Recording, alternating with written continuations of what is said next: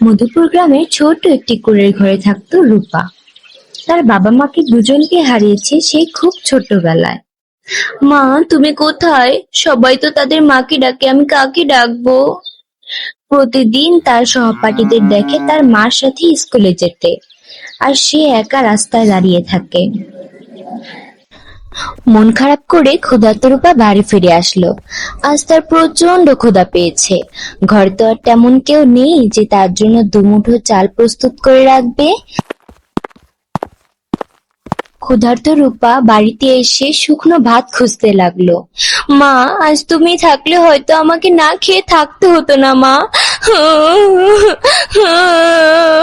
মা, তুমি কোথায়? মা, আমার অনেক ক্ষুধা পেয়েছে। মা, তুমি কোথায়? রূপার কান্না শুনে তার প্রতিবেশী দিদা তার বাড়িতে আসলো এবং বলতে লাগলো, কাঁদিস না রে মা, কাঁদিস না। আল্লাহ সব দেখেন, আমি আছি তো তোর সাথে। মা, কাঁদিস নে তুই। বেলা গড়িয়ে প্রায় সন্ধে নামলো।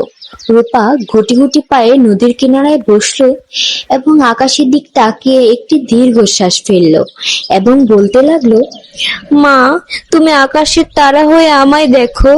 আমি একদিন বড় হয়ে খুব ভালো মানুষ হব। মা। মা হারালেও স্বপ্ন হারায়নি রূপার। কষ্ট একদিন তাকে শক্ত করে তুলবে। এই ভিডিওটি ভালো লাগলে সবাই সাবস্ক্রাইব করবেন এবং বেল আইকনটি প্রেস করে পাশে থাকবেন পরবর্তী ভিডিওর জন্য। আল্লাহ হাফেজ।